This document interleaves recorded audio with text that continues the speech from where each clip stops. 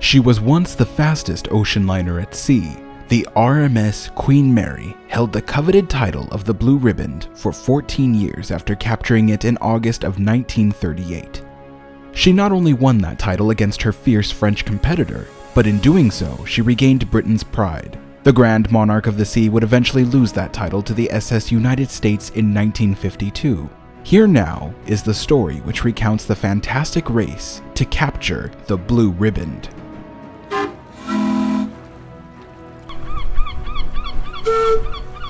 Between 1838 and 1952, ocean liners had been racing each other on the transatlantic crossing to prove which passenger line and even which country reigned supreme over the ocean.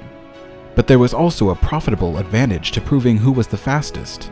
Unlike cruise ships, ocean liners were built to transport passengers from one country to another in the harshest weather out at sea. Travelers didn't want to waste more time than was necessary to get to their destination. Therefore, the passenger line with the fastest ship generally had the most business. Cunard Line was famous for building fast ships. Their most successful one yet, the RMS Mauretania, was the pride of Great Britain. Unfortunately, she would lose the Blue Riband to the German line's SS Bremen. But Cunard was already planning its next champion. Just look at the giant 534 and see some of the things that make her the wonder ship of the age. She represents the supreme triumph of marine architecture and engineering. Job number 534, which would later be known as the RMS Queen Mary, would not only be larger than the SS Bremen, but would be designed to surpass its speed. The Queen Mary's construction was halted during the Great Depression, and in that time the French line unveiled their newest ship, the Ss Normandy. The largest ocean liner in the world, and also arguably the most luxurious passenger vessel ever to exist. On her maiden voyage, the SS Normandy captured the Blue Riband, and the British were beginning to fear that their merchant navy was falling hopelessly behind. The completion of the Queen Mary in 1936 had been reassuring to them, and everyone eagerly awaited the shining moment when their Scottish-built ship would prove her dominance of the Atlantic.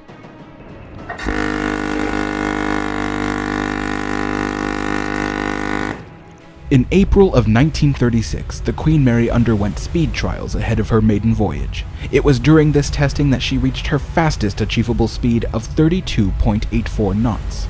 Cunard was confident that their new ship was up for the challenge. On May 26, 1936, the brand new RMS Queen Mary set off for New York on her maiden voyage loaded with 2,140 passengers and 1,100 crew. She was averaging 29.1 knots when the ship was soon troubled with engine vibration, and soot began raining down from her funnels. This became concerning for her skipper, Commodore Sir Edgar Britton, who remembered the dangers of pushing a brand new ship too hard. For many officers, the tragedy of the RMS Titanic was still fresh in their memories, and out of caution, Commodore Britton ordered the ship to be slowed. On the last day of the voyage, they hit a dense fog bank which required slowing the vessel even further. Reporters on board immediately went straight to the telephones to inform their agencies that the RMS Queen Mary would not be capturing the Blue Riband.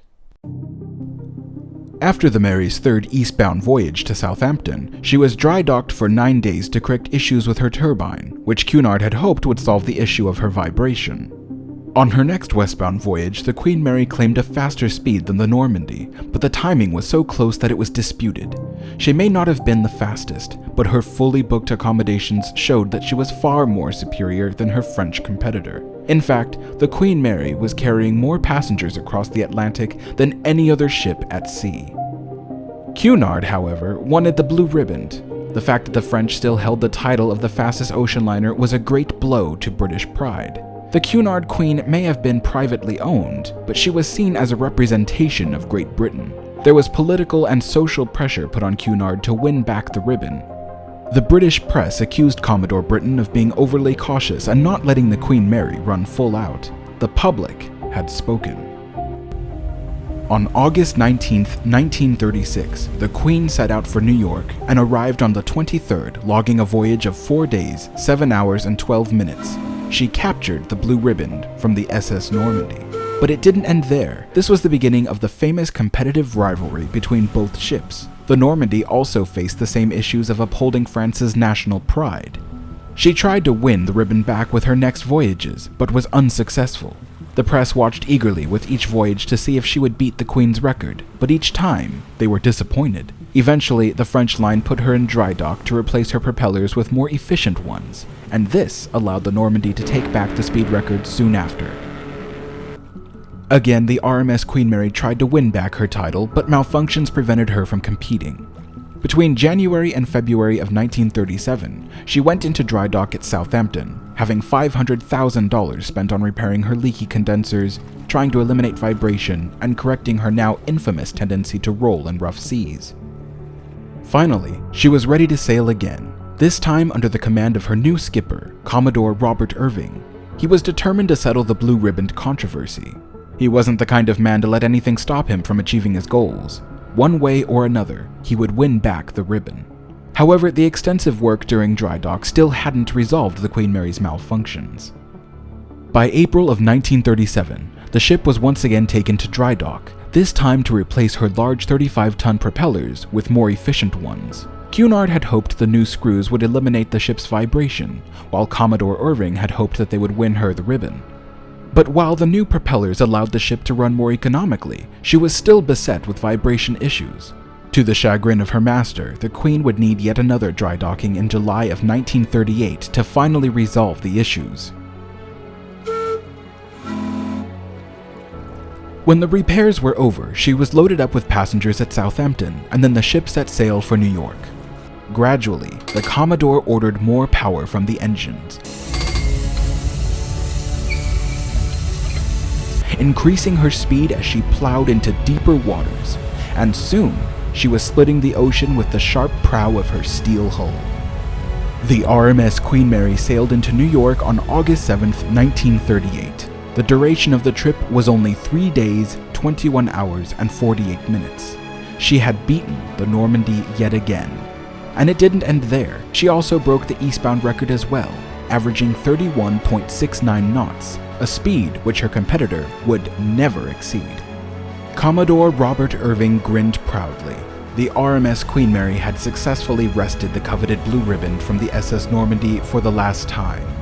Great Britain was once again reigning supreme over the Atlantic, and their beloved ship would hold on to that title for the next 14 years.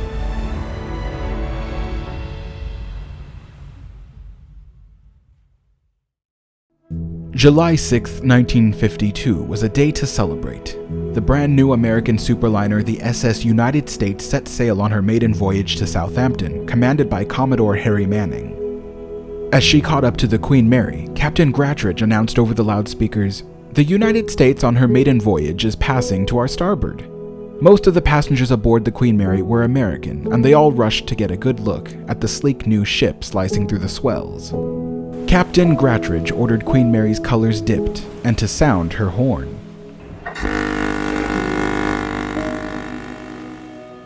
A salute to the SS United States. When the United States arrived in Southampton, she had crossed the Atlantic at a record-breaking speed, having only taken 3 days, 10 hours, and 40 minutes, averaging a speed of 35.59 knots. It would have been traditional for an American ship to fly brooms on her mast in a show of victory, but Commodore Manning said it would be an insult to fly the broom into England, especially since we took the Blue Riband from such a gallant and lovely lady as the Queen Mary. Though the Mary would go on to beat her own previous records, she would never be able to surpass the speed of the SS United States, and despite the ship being the pride of America, oddly enough, the Americans themselves still preferred to book passage on the Queen Mary. What the SS United States and the SS Normandy had in common is that they both competed against the Queen Mary, and assumed if they won the Blue Riband, they would have the most passengers or be the most popular. But in the end, the experience of riding in the newest, fastest ship at sea was only a novelty. Passengers still wanted something that spoke to their desire of comfort, coziness, and charm. And despite her age, the Queen Mary still had an abundance of all three. Despite the passing of 5 decades since these ships had retired from the ocean, 2 of them still exist today, the RMS Queen Mary and the SS United States, the last 2 ships to hold the prestigious Blue Riband. Both are important ships in their own ways. The SS United States still holds the title of fastest ocean liner to ever exist, and is considered the pride of the US, a testament to our belief in dreaming big. The RMS Queen Mary is best admired for her duty in World War II, helping to bring an end to the war, and proving to be an icon of history for people around the world. We shouldn't think about choosing to preserve one over the other. There's no reason why both can't be saved. For now, it's just a matter of time until they are restored and shown the admiration and appreciation they both deserve. The SS United States may be an empty shell of what it once was, but it is now conveniently a blank canvas from which the new generations can interpret its history. The Queen Mary, however, still has most of her original interiors and furnishings, a time capsule of a bygone era. Her priceless artifacts and design are still worth preserving, and most of the critical repairs she required in 2017 have already been completed. She is now in much better shape than many are led to believe, but still, she awaits more work to be done. She bides her retirement in the mild climate of Long Beach, California. Regal, elegant, and beautifully charming, she still remains the Queen of the Sea.